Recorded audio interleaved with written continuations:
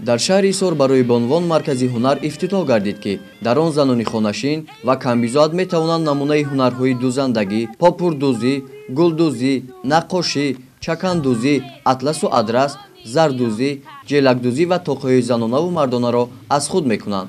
мақсад аз кушодани ин марказҳо дар ҷамоатҳои дурдасти ҷумҳурӣ касбу ҳунаромӯзӣ барои бонвон буда, бо ин васила пайдо намудани ҷойи кории муносиб мебошад.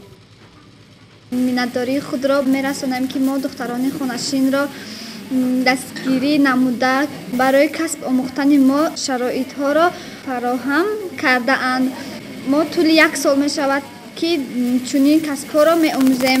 мо духтарон аз он шодем, ки чунин шароитҳоро ба мо фароҳам оварданд. бар касби дузандагӣ машғул мешавем. мо сипосгузор аз муаллима Давлатова ҳастем, чунки онҳо ба мо нозукиҳои ин касбро хуб меомӯзонанд. мо дар ин ҷо ба духтани шиму костюмҳои мактабӣ ва куртаҳои миллӣ машғул ҳастем. бисёртар либосҳои мактабиро медӯзем. аз ҷониби сафоратхонаи ҷумҳурии мардумии Чин дар ҷумҳурии Тоҷикистон ба маркази ҳунаромӯзӣ 15 адад мошинаҳои муосири дузандагӣ дастрас гардонида шуд.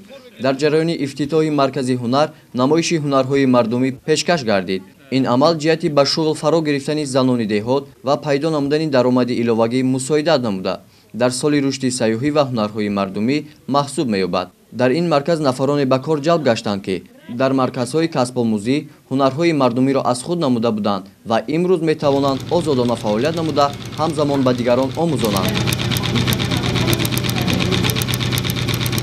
айни замон ба занҳои хонашин касби дузандагӣ ва дизайнериро меомӯзонанд. дар маркази мо айни ҳол 32 нафар касбомӯз дар ин ҷо касб меомӯзанд, ки дар 2 баст фаъолият мекунанд.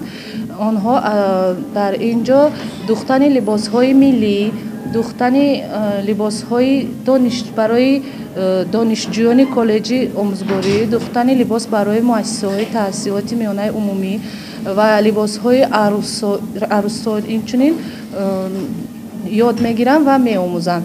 мо истифодабарӣ аз тамоми мошинаҳои замонавӣ, ки дар ин ҷо ҳозир айни ҳол шумо дида истодаед, ба онҳо меомӯзонем тарзи духтани попурзанӣ ва ғайра либосҳои миллиро.